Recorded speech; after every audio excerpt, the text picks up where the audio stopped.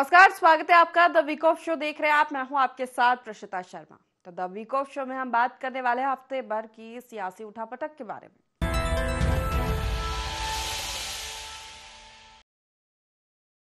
जगहों के नाम बदलने की सियासत कोई नई नहीं है। मध्य प्रदेश में जब 1 साल पहले डॉक्टर मोहन यादव मध्य प्रदेश के मुख्यमंत्री की शपथ लेने के साथ ही सनातनी फैसले लेने शुरू किए तो कहा जाने लगा कि उनकी कार्यशैली यूपी के सीएम योगी आदित्यनाथ जैसी है। उत्तर प्रदेश में गांव शहरों के नाम बदलने की जो शुरुआत हुई थी उसे मध्य प्रदेश सरकार भी अपना रही है। लेकिन सियासत का शायद ये मानना है कि नाम बदलने से फितरत बदल सकती है। शायद यही वजह है कि सरकारें किसी की भी नाम बदलने से परहेज नहीं करती। मध्य प्रदेश की डॉक्टर मोहन यादव सरकार को देख लीजिए, मिनटों में उज्जैन के 3 ग्राम पंचायतों के नाम बदल दिए और फिर उस पर हो रही सियासत। देखिए रिपोर्ट। किसी शायर ने कहा है कि कहीं फितरत बदल सकती है नामों के बदलने से। जनाबे शेख को मैं बरहमन कह दूं तो क्या होगा।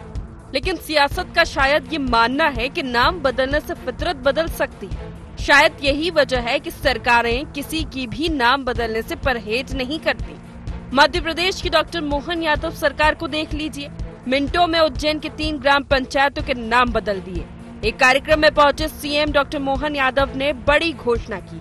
उज्जैन के बरनगर की 3 ग्राम पंचायतों के नाम बदले। गजनी खेड़ी पंचायत का नाम अब चामुंडा माता नगरी, मौलाना का नाम बदलकर विक्रम नगर, जहांगीरपुर का नाम बदलकर जगदीशपुर कर दिया गया है। सीएम डॉक्टर मोहन यादव ने ग्राम पंचायतों के नाम बदलने की वजह भी बताई है। बड़नगर वो नगर है जिस नगर में अतीत का गौरवशाली पृष्ठ जुड़ा हुआ है। अतीत में कई सारे महापुरुष हर काल हर युग में किसी भी दल के हो, कांग्रेस के हो, बीजेपी के हो, हजारों साल पुराना गजनी खेड़ी माता जी का चामुंडा माता की नगरी, गजनी खेड़ी पंचायत का नाम अब चामुंडा माता नगरी के रूप में जाना जाएगा। और गजनी खेड़ी के बाद एक और नाम अटकता है, वो नाम है मौलाना। नाम लिखो तो अटकता पेन। और मैंने पूछा कि इसका नाम क्या किया जाए, तो उन्होंने कहा विक्रमादित्य के आधार पर विक्रम नगर इसका नाम किया जाए। तो आज के बाद इसका नाम भी विक्रम नगर किया जाएगा।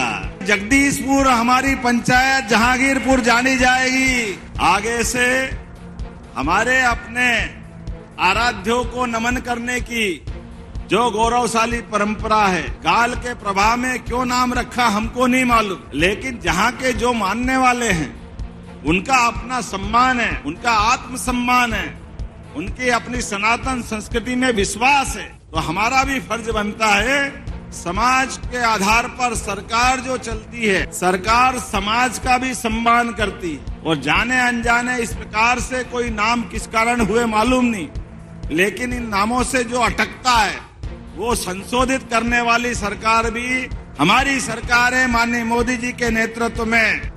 मध्य प्रदेश में नाम बदलने की सियासत नई नहीं है। फरवरी 2023 में तत्कालीन सीएम शिवराज सिंह चौहान ने भोपाल के नजदीक स्थित इस्लाम नगर का नाम बदलकर जगदीशपुर, सीहोर जिले के नरसुल्लागंज, भेरुंदा और भोपाल के हबीबगंज स्टेशन का नाम बदलकर रानी कमलापति रेलवे स्टेशन किया गया था। भाजपा विधायक रामेश्वर शर्मा ने भोपाल का नाम भोजपाल करने की मांग उठाई थी। तो हाल ही इंदौर के भाजपा विधायक गोलू शुक्ला ने अपनी विधानसभा क्षेत्र की 5 कॉलोनियों का नाम बदलने का प्रस्ताव नगर निगम को दिया है। इस मामले को लेकर सियासत स्वाभाविक है जो शुरू हो गई है। कांग्रेस इसे भाजपा के विभाजनकारी एजेंडे का ही एक हिस्सा बता रही है। तो बीजेपी नेताओं का कहना है कि जिस नाम से गुलामी का प्रतीक हो, बदल देना ही बेहतर है। कांग्रेस तुष्टीकरण की राजनीति करती है, इसीलिए वो ऐसा नहीं कर सकी। चिंता का विषय है कि मुख्यमंत्री महोदय मध्य प्रदेश के इस तरह की सांप्रदायिक भाषा का इस्तेमाल कर रहे हैं। सांप्रदायिकता पहचान बनती जा रही है पूरी भारतीय जनता पार्टी की। और ऐसी परिस्थिति में शायद मुख्यमंत्री महोदय जिनका मन खटक रहा है, मौलाना नाम सुनकर और पैन अटक रहा है, मुस्लिम समुदाय के लोगों के काम करने में भी उनका पैन अटक रहा होगा, तभी काम नहीं हो रहा है। बीजेपी का ये कहना कि ये गुलामी का प्रतीक है, तो शायद भारतीय जनता पार्टी को अब मुस्लिम समुदाय ही गुलामी का प्रतीक लगने लगा है। ये साफ स्पष्ट तौर के ऊपर उन्हें कहना चाहिए और उनको अपने अल्पसंख्यक मोर्चे में जितने पदाधिकारी हैं उनके नाम बदल देने चाहिए। भाजपा की सरकार जन भावनाओं के अनुरूप निर्णय करती है और ऐसे नाम जो जनता मानती है कि गुलामी के प्रतीक हैं जिनके साथ बहुत अच्छी और सुखद यादें नहीं है उनको तो परिवर्तन होना ही चाहिए। कांग्रेस बताए कि उन नामों को स्थायी बनाए रखने में कांग्रेस का क्या औचित्य है। मध्य प्रदेश की सरकार है, जन भावनाओं के अनुरूप निर्णय लेती है। कांग्रेस की समस्या उसकी तुष्टीकरण की राजनीति है। इसके चलते हर जगह जब भी कुछ अच्छा होता है तो कांग्रेस की वो तुष्टीकरण की राजनीति जिंदा हो जाती है। एक साल पहले जब डॉक्टर मोहन यादव प्रदेश के मुख्यमंत्री की शपथ लेने के साथ ही सनातनी फैसले लेने शुरू किए तो कहा जाने लगा कि उनकी कार्यशैली यूपी के सीएम योगी आदित्यनाथ जैसी है। समय बीतते गया और कई निर्णयों के बाद ऐसा लगा कि मोहन यादव वाकई उत्तर प्रदेश के सीएम योगी आदित्यनाथ की राह पर चल रहे हैं। उत्तर प्रदेश में गांव शहरों के नाम बदलने की जो शुरुआत हुई थी उसे मध्य प्रदेश सरकार भी अपना रही है। देखना ये है कि उग्र हिंदुत्व की राह पर सरकार और कितना आगे बढ़ती है। Bureau report, IND 24। Madhya Pradesh Congress में सब कुछ ठीक नहीं चल रहा है। कांग्रेस के लिए जिस तरह से कहा जाता है कि जितने नेता उतने गुट, और बार बार कांग्रेस के अंदर खाने से आती खबरें इस पर ठप्पा भी लगा देती है। खबर ऐसी आई कि पूर्व सीएम कमलनाथ ने प्रदेश कांग्रेस संगठन से अपनी नाराजगी जताई। उन्होंने भरी मीटिंग में कहा कि उनसे कुछ पूछा नहीं जाता, मीटिंग की सूचना भी नहीं दी जाती, और इसी पर कुछ दूसरे नेताओं का भी उन्हें समर्थन मिल गया। मध्य प्रदेश कांग्रेस में सब कुछ ठीक नहीं चल रहा है। हाईकमान की नसीहतें बेकार जा रही है और क्षत्रप आपस में लड़ रहे हैं। ये हम नहीं कह रहे, कांग्रेस के अंदर खाने से छनकर आ रही खबरें इसकी गवाही दे रही है। एक ऐसी ही खबर है कि पूर्व सीएम कमलनाथ ने प्रदेश कांग्रेस संगठन से अपनी नाराजगी जताई है। उन्होंने भरी मीटिंग में कहा कि उनसे कुछ पूछा नहीं जाता, मीटिंग की सूचना भी नहीं दी जाती। कमलनाथ की इस बात का पूर्व सीएम दिग्विजय सिंह और पूर्व सांसद मीनाक्षी नटराजन ने भी समर्थन किया है। दरअसल कांग्रेस 26 जनवरी को महू में जय भीम जय बापू जय संविधान रैली का आयोजन करने जा रही है। जय भीम जय बापू जय संविधान रैली की तैयारियों को लेकर पॉलिटिकल अफेयर्स कमेटी की वर्चुअल मीटिंग हुई। मीटिंग में पीसीसी चीफ जीतू पटवारी, नेता प्रतिपक्ष उमंग सिंघार, पूर्व सीएम कमलनाथ, दिग्विजय सिंह समेत कमेटी के तमाम सदस्य जुड़े। मीटिंग में कमलनाथ बोले, आजकल ऐसा चल रहा है कि नियुक्तियों में मुझसे पूछा तक नहीं जाता। भले किसी के कहने से किसी की नियुक्ति ना हो, लेकिन सीनियर से चर्चा करनी चाहिए। बैठक की मुझे कोई सूचना नहीं दी जाती, अखबारों से पता चलता है कि कांग्रेस की बैठक है। दिग्विजय सिंह बोले, मैं भी कमलनाथ जी की बात से सहमत हूँ। बिना एजेंडे के बैठकें बुला ली जाती है। व्हाट्सएप पर मीटिंग से ठीक पहले एजेंडा भेजा जाता है। मीनाक्षी नटराजन ने भी कमलनाथ और दिग्विजय सिंह की बात का समर्थन किया। उन्होंने भी माना कि कांग्रेस में वरिष्ठ नेताओं की उपेक्षा की जा रही है, सहमति से फैसले नहीं लिए जा रहे। यही नहीं, बैठक में नेता प्रतिपक्ष उमंग सिंघार करीब 20 मिनट तक ही जुड़े रहे। दिग्विजय सिंह कमलनाथ के वक्तव्यों के बाद वे भी मीटिंग से लेफ्ट हो गए। कांग्रेस की ये कला सामने आने के बाद बीजेपी तंज कस रही है, तो कांग्रेस के नेता ऐसी खबरों को अफवाह बता रहे हैं। उनका कहना है कि पार्टी में ऑल इज वेल है। देखिए, कमलनाथ जी का दर्द अब विचित्र हो गया है, छुपाया भी नहीं जाता और बताया भी नहीं जाता। स्पष्ट है कि जब से जीतू पटवारी अध्यक्ष बने हैं, उन्होंने सिर्फ एक ही काम किया है, कमलनाथ जी के लोगों को, गुट को कमजोर करना। और दिग्विजय सिंह भी इसमें सम्मिलित है। और आज आप देखेंगे तो कांग्रेस खंड खंड हो चुकी है। कार्यकर्ता समझ नहीं पा रहा है कि वो किस दल का है, किस गुट का है, और इसीलिए कांग्रेस न जनता में है और न अपने कार्यकर्ताओं में। खबर पूरी तरह से निराधार है। इस तरह की कोई बातचीत वहाँ हुई नहीं है। ये काल्पनिक आधार पर खबरें निकाली जा रही हैं। कांग्रेस पार्टी में ये दोनों जो नेता हैं कांग्रेस पार्टी के बहुत ही कहना चाहिए श्रेष्ठ नेता हैं। उनको कोई दरकिनार नहीं कर सकता है। खैर, कांग्रेस के नेता भले ही पार्टी में ऑल इज वेल बताए, ये बात किसी से छिपी नहीं कि कांग्रेस में काफी समय पहले से सब ठीक नहीं चल रहा है। लोकसभा चुनाव नतीजों के बाद पीसीसी चीफ जीतू पटवारी की काबिलियत पर सवाल उठे थे। छिंदवाड़ा की अमरवाड़ा सीट के उपचुनाव में पार्टी की हार के बाद उनसे इस्तीफा तक मांगा गया। दिग्गजों की घेराबंदी के चलते वो लगभग 1 साल तक अपनी कमेटी तक नहीं गठित कर पाए, और जब किया तो इस पर भी सवाल उठे। श्योपुर की विजयपुर विधानसभा सीट के उपचुनाव में पार्टी को जीत दिलाकर उन्होंने पार्टी में अपने विरोधियों का मुंह तो कुछ समय के लिए बंद किया, लेकिन ताजा हालात तो यही बताते हैं कि कांग्रेस में सब कुछ ठीक नहीं चल रहा है। Bureau report, IND 24। Madhya Pradesh सरकार युवाओं के लिए कई ऐसे फैसले ले रही है जिससे कि उनका भविष्य उज्जवल हो। ऐसे ही अब सरकार युवाओं को सेना, पुलिस और पैरा मिलिट्री की ट्रेनिंग भी देगी। मुख्यमंत्री डॉक्टर मोहन यादव ने इसके लिए एक स्कीम पार्थ यानी police army recruitment training and हुनर की शुरुआत की। इस योजना में प्रदेश के युवाओं को भारतीय सेना, पुलिस, पैरामिलिट्री में रोजगार के अवसर प्रदान करने के लिए भर्ती पूर्व ट्रेनिंग दी जाएगी। खेल विभाग की संभाग स्तरीय अधोसंरचना में भी युवाओं को प्रशिक्षण इस योजना के तहत मिलेगा। मध्य प्रदेश के युवाओं को अब सरकार सेना, पुलिस और पैरामिलिट्री की ट्रेनिंग भी देगी। मुख्यमंत्री डॉक्टर मोहन यादव ने इसके लिए एक स्कीम पार्थ यानी police army recruitment training and हुनर की शुरुआत की है। इस योजना में प्रदेश के युवाओं को भारतीय सेना, पुलिस, पैरामिलिट्री आदि में रोजगार के अवसर प्रदान करने के लिए भर्ती पूर्व ट्रेनिंग दी जाएगी। खेल विभाग की संभाग स्तरीय अधोसंरचना में भी युवाओं को प्रशिक्षण मिल सकेगा। क्या है पार्थ? पार्थ यानी police army recruitment training and हुनर। सेना, पुलिस और पैरामिलिट्री की ट्रेनिंग देगी सरकार। खेल विभाग के संभाग स्तरीय अधोसंरचना में मिलेगा प्रशिक्षण। शारीरिक दक्षता, लिखित परीक्षा, व्यक्तित्व विकास की ट्रेनिंग देंगे एक्सपर्ट। ट्रेनिंग सेंटर का संचालन करेंगे जिला खेल और युवा कल्याण अधिकारी। ग्रामीण युवा समन्वयक और विभागीय कर्मचारियों का करेंगे ट्रेनिंग में सहयोग। स्ववित्त पोषित होगी भर्ती पूर्व प्रशिक्षण की योजना। प्रशिक्षणार्थी से प्रतिमाह लिया जाएगा निर्धारित शुल्क।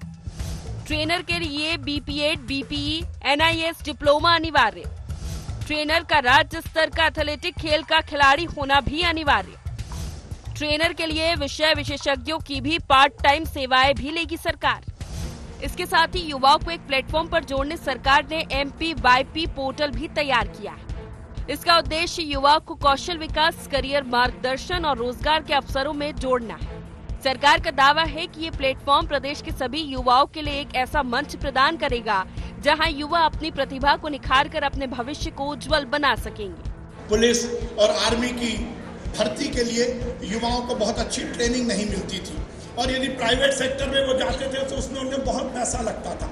हमारे विभाग ने निर्णय लिया कि अब आगे आने वाले समय में मध्य प्रदेश का वो युवा जो पुलिस और आर्मी में भर्ती के लिए ट्रेनिंग लेना चाहता है, मध्य प्रदेश का खेल और युवा कल्याण विभाग उसको ये ट्रेनिंग उपलब्ध कराएगा। और पार्थ योजना के माध्यम से police army recruitment training and हुनर प्रोग्राम के माध्यम से हम पहले 10 संभाग में ये प्रशिक्षण केंद्र स्थापित करेंगे जहां उन्हें फिजिकल, मेंटल और लिखित जो परीक्षा है उसकी ट्रेनिंग दी जाएगी। पार्थ योजना जो सेना, पुलिस और अन्य विभागों में भर्ती के लिए प्रतियोगी बच्चों के लिए वो परीक्षा के लिए उपलब्ध कोचिंग और सब प्रकार की मदद करने का संकल्प ले रही है। साथ ही साथ सब प्रकार की जानकारी दिलाते हुए जो विभाग काम कर रहा है, इन योजनाओं के भरोसे से युवाओं को न केवल अपने जीवन में भविष्य की संभावना का मौका मिलेगा, बल्कि इस आधार पर वो मध्य प्रदेश को भी गौरवान्वित करेंगे। सरकार इसे प्रदेश के युवाओं को प्रधानमंत्री नरेंद्र मोदी के विजन विकसित भारत 2047 से जोड़ने की कोशिश बता रही है, तो कांग्रेस इसे गुमराह करने की कोशिश करार दे रही। कांग्रेस का कहना है कि जब प्रदेश में भर्तियां ही नहीं निकल रही, भर्ती परीक्षाओं में भ्रष्टाचार का बोलबाला है, तो ऐसे प्रशिक्षण कार्यक्रमों का औचित्य ही क्या है। 300 योजनाएं चलाई मुंह से और समाप्त हो गई कब पता ही नहीं चला। 73 योजनाएं 33 विभाग के समाप्त कर दी, अब नई योजना फिर ले आए। पुलिस विभाग की ट्रेनिंग की योजना है और पुलिस विभाग की नौकरी निकलेगी नहीं, तो उस ट्रेनिंग को देके क्या उनको और परेशान करोगे? तो नौकरी तो दो, ट्रेनिंग के पहले उस पर तो बात करो आप। तो ये सरकार सिर्फ इवेंट करने की सरकार है, झूठ बोलने की, हेडलाइन बनाने की सरकार, विज्ञापन देने की सरकार है। साल में 2 लाख युवाओं को रोजगार बीजेपी के संकल्प पत्र में था। डॉक्टर मोहन यादव सरकार इस संकल्प पूरा करने की कोशिश में लगी है। सरकारी स्तर पर रिक्त पदों को भरने की कोशिश की जा रही है, तो औद्योगिक निवेश के जरिए रोजगार के अवसर सृजित किए जा रहे हैं। इसी कड़ी में सरकार ने पुलिस, मिलिट्री और पैरा मिलिट्री में मध्य प्रदेश के युवाओं को अवसर देने के लिए पार्थ स्कीम की शुरुआत की है। देखना ये है कि योजना युवाओं के लिए कितना मददगार साबित होती है। Bureau report, IND 24। Madhya Pradesh में एक बार फिर सियासी घमासान मचने जा रहा है। ये घमासान संविधान की रक्षा और संविधान निर्माता बाबा साहेब के सम्मान को लेकर है। दोनों पार्टियां संविधान रक्षा की दुहाई देकर जनता के बीच पहुंचने जा रही है। कांग्रेस की संविधान बचाओ पद यात्रा, तो बीजेपी का संविधान गौरव दिवस का आयोजन। देखें रिपोर्ट। मध्य प्रदेश में एक बार फिर सियासी घमासान मचने जा रहा है। ये घमासान संविधान की रक्षा और संविधान निर्माता बाबा साहेब के सम्मान को लेकर है। दोनों पार्टियां संविधान रक्षा की दुहाई देकर जनता के बीच पहुंचने जा रही है। सबसे पहले बात करेंगे कांग्रेस की। जय बापू जय भीम जय संविधान अभियान 3 जनवरी को कर्नाटक के बेलगामी से शुरू हुआ कांग्रेस का जय बापू जय भीम जय संविधान अभियान। 26 जनवरी को बाबा साहेब डॉक्टर भीमराव अंबेडकर की जन्मस्थली महू में होगा अभियान का समापन। 26 जनवरी को संविधान की 75वीं वर्षगांठ पर महू में विशाल रैली कर अपना शक्ति प्रदर्शन करेगी कांग्रेस। 26 जनवरी को महू की धरती से ही कांग्रेस करेगी एक नए राष्ट्रीय स्तर के आंदोलन का आगाज। 26 जनवरी को महू से शुरू होगी कांग्रेस की संविधान बचाओ राष्ट्रीय पद यात्रा। पूरे 1 साल तक गांव-गांव, शहर-शहर में निकाली जाएगी संविधान बचाओ राष्ट्रीय पद यात्रा। अगले साल 2026 में 26 जनवरी के दिन ही होगा संविधान बचाओ राष्ट्रीय पद यात्रा का समापन। 26 जनवरी को महू आ सकते हैं मल्लिकार्जुन खड़गे, राहुल गांधी, प्रियंका गांधी समेत तमाम दिग्गज। राज्यों के कांग्रेस अध्यक्ष, कांग्रेस शासित राज्यों के मुख्यमंत्री, विधानसभाओं में कांग्रेस के नेता, विपक्ष भी महू आएंगे। कांग्रेस के सभी विधान मंडलों के सदस्य, फ्रंटल ऑर्गेनाइजेशन के राष्ट्रीय अध्यक्ष भी आएंगे महू। कांग्रेस अपने इस कार्यक्रम में प्रदेश भर से 1.25 लाख कार्यकर्ताओं को महू बुलाने जा रही है। इसके लिए संभागवार पार्टी ने प्रभारी नियुक्त कर दिए हैं। अजय सिंह राहुल रीवा संभाग, अरुण यादव जबलपुर, बाला बच्चन नर्मदापुरम, सज्जन सिंह वर्मा इंदौर, कमलेश्वर पटेल शहडोल, ओमकार मरकाम सागर, जयवर्धन सिंह ग्वालियर, आरिफ मसूद भोपाल, हेमंत कटारे चंबल, महेश परमार उज्जैन संभाग का प्रभारी बनाया है। पीसीसी अध्यक्ष जीतू पटवारी ने इस आयोजन के लिए 9 अलग-अलग कमेटियां गठित की हैं। ये कमेटियां ट्रांसपोर्टेशन, भोजन, समन्वय, प्रचार, ठहरने के इंतजाम जैसे तमाम काम देखेंगी। वहीं बात भाजपा की करें तो कांग्रेस की रैली के पहले भाजपा भी 11 जनवरी से 26 जनवरी तक भाजपा प्रदेश भर में संविधान गौरव अभियान चलाएगी। संविधान गौरव अभियान के तहत भाजपा प्रदेश अध्यक्ष वी.डी. शर्मा से लेकर जिला और मंडल स्तर तक के पदाधिकारी, विधायक, सांसद, शैक्षणिक संस्थानों, स्कूल, कॉलेजों में गोष्ठी, परिचर्चाओं का आयोजन करेंगे। समाज के गणमान्य नागरिकों, बुद्धिजीवियों की संगोष्ठी और चौपाल का आयोजन भी होगा, जिनमें बताया जाएगा कि कांग्रेस ने किस तरह बाबा साहेब को अपमानित किया और उनके बनाए संविधान की धज्जियां उड़ाई। संविधान रक्षा और बाबा साहेब के सम्मान को लेकर दोनों पार्टियां आमने सामने हैं। देश के गृह मंत्री ने जिस तरह से बाबा साहब अम्बेडकर का अपमान देश की संसद में किया, उसके बाद भारतीय जनता पार्टी के पास कोई विकल्प नहीं बचता है और कांग्रेस जैसे पूरे देश में जय भीम, जय बापू, जय संविधान अभियान चला रही है और उसके पदयात्राएं कर रही हैं, तो उसकी भी नकल भारतीय जनता पार्टी ने करी है। तो ये कार्यक्रम उन्होंने उसी के आधार पे रखा है। कांग्रेस ने पूरे शासनकाल में महू के लिए कभी अंबेडकर जी का जन्म स्थान नहीं माना, कभी उनने कोई मदद नहीं की, कभी जमीन देने का काम नहीं किया। भाजपा ने उसको तीर्थ के रूप में डेवलप कर दिया, तो अब उनको याद आ रहा है। अंबेडकर जी के जीते जी कांग्रेस ने सदैव अंबेडकर जी का अपमान करने का काम किया। उनको कोई चुनाव नहीं जीतने दिया। उपचुनाव जहां उनकी पार्टी जीती हुई थी 2 सीटों में, उस एक उपचुनाव पे भी नेहरू जी ने जाके प्रचार करके उनको हराने का काम किया। तो अंबेडकर जी को कदम कदम पे लज्जित करने का काम किसी ने किया तो कांग्रेस पार्टी ने किया। कांग्रेस अपने पुराने पाप को धोए पहले। संविधान और आरक्षण पर खतरा एक ऐसा मुद्दा था जिस पर कांग्रेस और इंडी गठबंधन में शामिल दूसरे दलों ने भाजपा को घेरने की कोशिश की। भाजपा ने अब की बार 400 पार का नारा दिया तो विपक्ष ने कहा कि भाजपा संविधान बदलकर आरक्षण छीनना चाहती है। 400 सीटें मिली तो भाजपा संविधान बदल देगी। इसका असर भी दिखा। अब की बार 400 पार का नारा देने वाली भाजपा 303 सीटों से घटकर 240 सीटों पर आ गई। हालांकि इसके बाद हुए हरियाणा, महाराष्ट्र विधानसभा के चुनाव परिणाम में इस मुद्दे का असर नहीं दिखा। अब संसद में केंद्रीय गृह मंत्री अमित शाह की बाबा साहेब भीमराव अम्बेडकर पर टिप्पणी के बाद कांग्रेस फिर इस मुद्दे को भुनाने की कोशिश में है, तो वहीं भाजपा भी कांग्रेस पर बाबा साहेब की उपेक्षा और अनदेखी का आरोप लगाकर पलटवार की तैयारी में है। देखना यह है कि बाबा साहेब अम्बेडकर और संविधान की दुहाई से 16% दलित वोटों को साधने की कोशिश में कौन कामयाब होता है। Bureau report, IND 24। Madhya Pradesh में दोनों बड़ी पार्टियों बीजेपी और कांग्रेस में संगठन में वर्चस्व को लेकर नेताओं के बीच रस्साकसी चल रही है। दोनों पार्टियों में संगठन में कब्जे को लेकर सिर्फ फुटबॉल की स्थिति है। हाल ये है कि इसी कलह के चलते बीजेपी अपना जिला अध्यक्ष नहीं घोषित कर पा रही है, तो वहीं पीसीसी चीफ जीतू पटवारी क्षत्रपों के बीच फंसते नजर आ रहे हैं।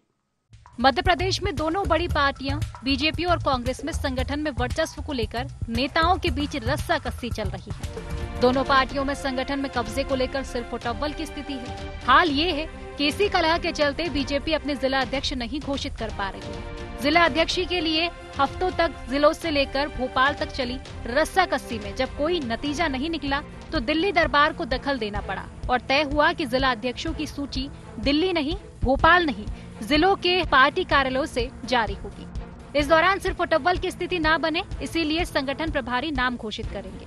गुटबाजी की वजह से जूतम पैजार न हो, इसके लिए मंत्री, सांसद, विधायक मोर्चा संभालेंगे। गुटबाजी का संदेश न जाए, इसके लिए पार्टी कार्यालय में ही जिला अध्यक्षों का स्वागत सत्कार होगा। मंत्री, बड़े नेताओं, सांसद, विधायक के घर बंगले में कोई कार्यक्रम नहीं होगा। हालांकि इन हालातों के बाद ही पार्टी के नेता सब कुशल मंगल होने की बात कर रहे हैं।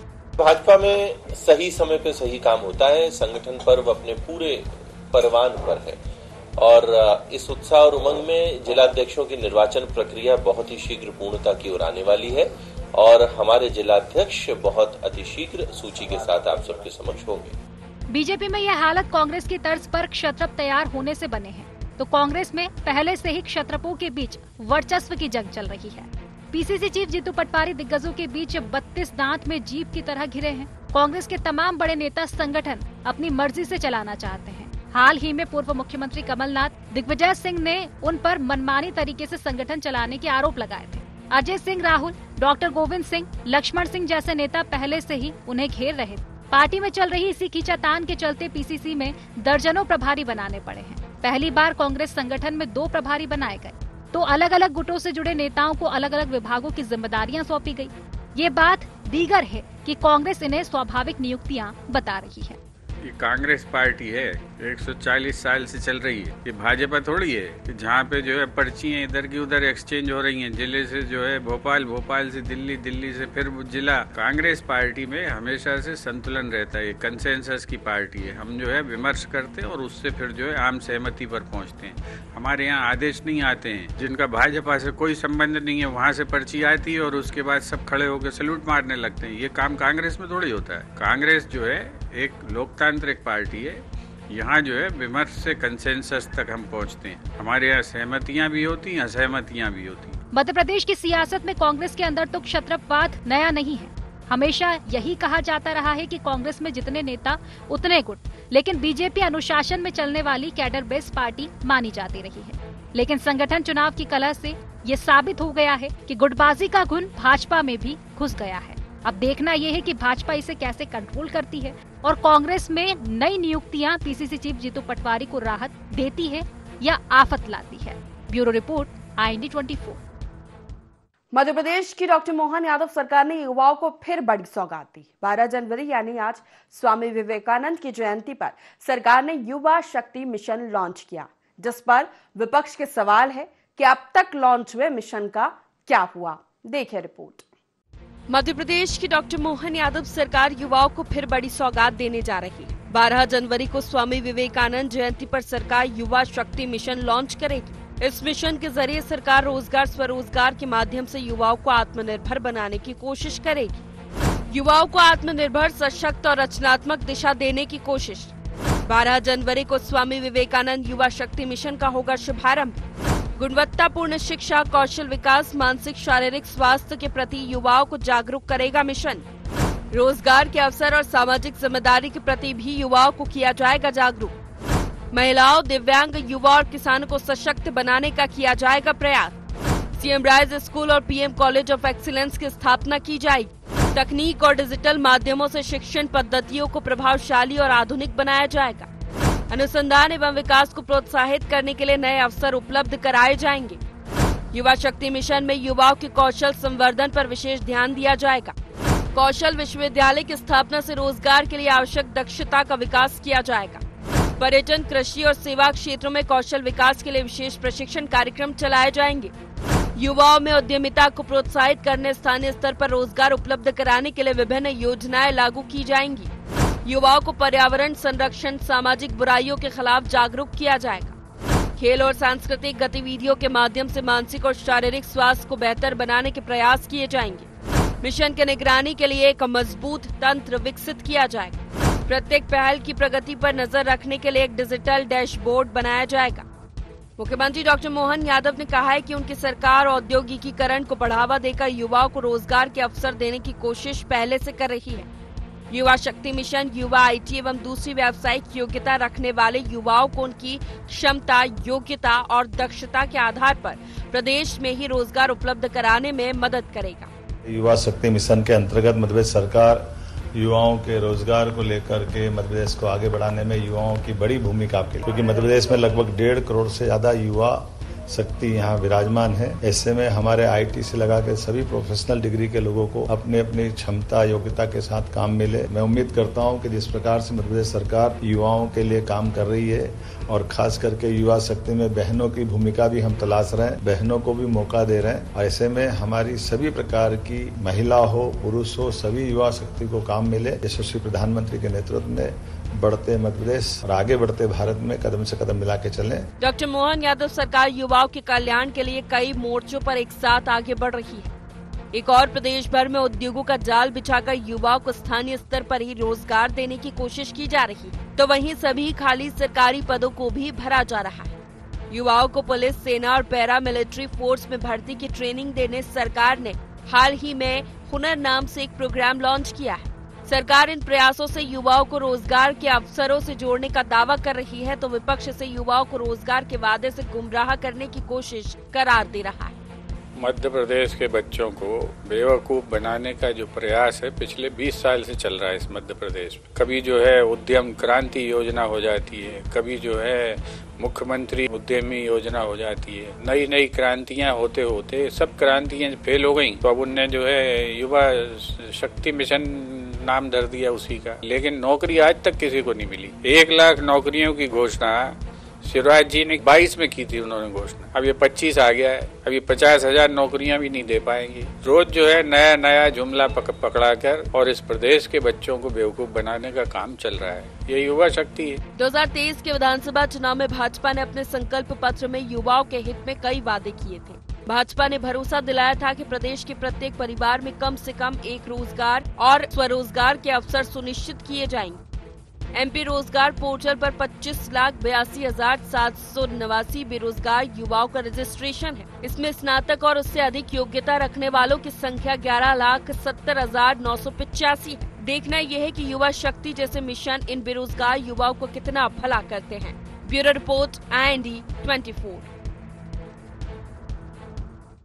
तो इसी के साथ द वीक ऑफ शो में फिलहाल इतना ही। आप बने रहिए IND 24 के साथ। नमस्कार।